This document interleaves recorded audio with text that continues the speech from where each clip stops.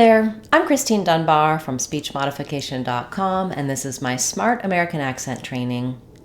In this video, we'll look at some of the top mistakes that native speakers say when they're using common phrases. We'll talk about how you can avoid them and what these phrases mean so you can add them to your repertoire if you don't already use them. So let's take a look. One of the first phrases that I hear sometimes as an error is that people will say, "It's a dog-eat-dog world." This is incorrect. The correct phrase is, "It's a dog-eat-dog world." So we say it's a dog-eat-dog world when we're trying to say things are difficult, people are competitive, and basically these things happen because of human nature or because of society, that you might have to be tough and deal with these difficulties. It's a dog-eat-dog world. The next phrase that I hear native speakers using incorrectly is that they'll say, "for all intensive purposes."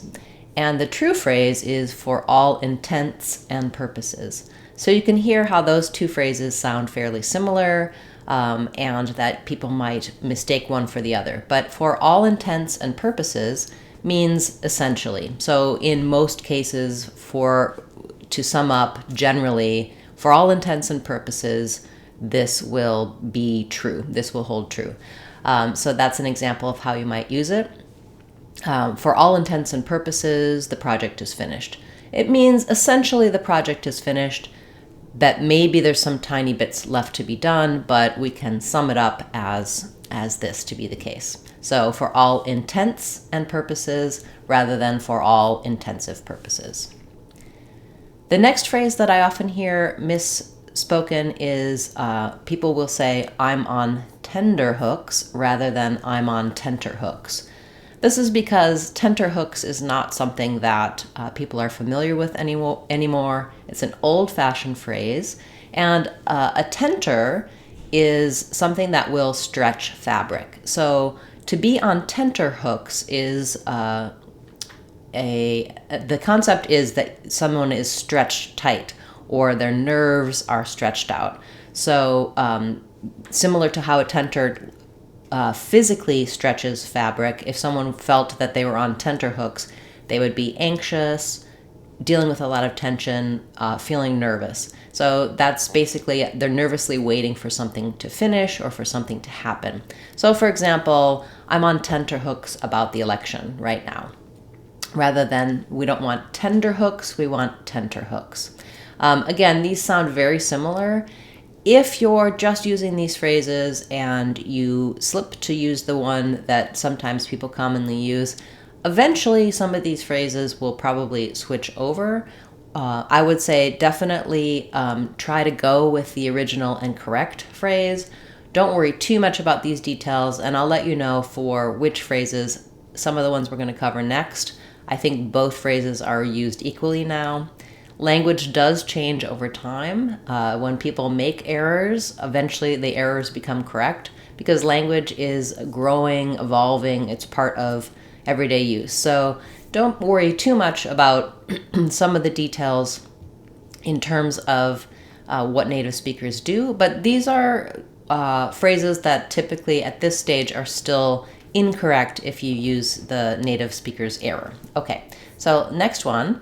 Sometimes I hear people say "scapegoat" when really it's scapegoat. So again, you can hear how if I say "he's a scapegoat," the escape sounds similar to escape, but then you would have to say "an scapegoat," and it's not correct. He's a scapegoat. So a scapegoat is someone who is blamed for the mistakes of others. He's taking the fall. That's another expression that we use. He's being held responsible or being blamed. Typically when the scapegoat is actually not responsible, or at least they're not responsible for everything. They might be part of a group that is responsible, but they're the one being singled out and being blamed. So for example, Martha Stewart was a scapegoat for insider trading on a deal in the 90s or the 2000s. I don't remember when that happened exactly. Okay, very good. Another common error that in phrases that native speakers use is to hone in on something. The correct phrase is home in on something. These two sound very similar, hone versus home. And because the phrasing is a little bit obscure, this is one where I would say it's okay to use either one. The original correct way is to home in on something, and that comes from homing pigeons. Homing pigeons are released and then they return, or they home in on their roost so they can return to the correct place. So we use this figuratively to say we're moving directly towards someone or something as though we were a homing pigeon. We're going to home in on the results. We're going to home in on the park. So we use it more figuratively rather than literally. We can use it literally to mean return or move directly towards something, but we tend to use it to say, okay, let's really home in on this aspect of the project. So kind of ignore distractions and center our focus on something. To hone means to sharpen, so you can hone a knife. We also say let's hone our skills, meaning let's sharpen our skills. And so you can see why people may have accidentally started using hone in on to sharpen the focus. So home in, original meaning, hone in, also now somewhat acceptable and used just about as much as home in on. For our last phrase, let's look at he's got another think coming is the correct phrase. People might say he's got another thing coming. So that's the error that you would hear. But it's not another thing coming, it's another think coming. This is because another thing coming means to be wrong about something. And it's actually the second half of a phrase, a longer phrase. So I would say something like, if he thinks he's right about that, he's got another think coming. So we use it now by itself, but what it implies is if he thinks that, or if you think that, you're wrong. So if you think that, you have another think coming, meaning that person will find out that their thoughts are wrong and they will be corrected. They have another think coming. So again, think and thing sound very similar. He's got another think coming.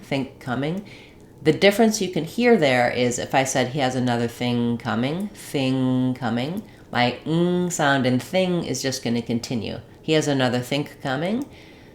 I'm going to have a k from think.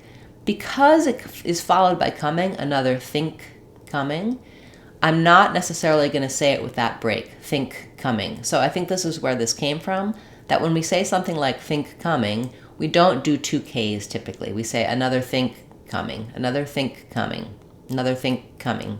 So we stop that think, we don't release it, and we just release it onto the k of coming.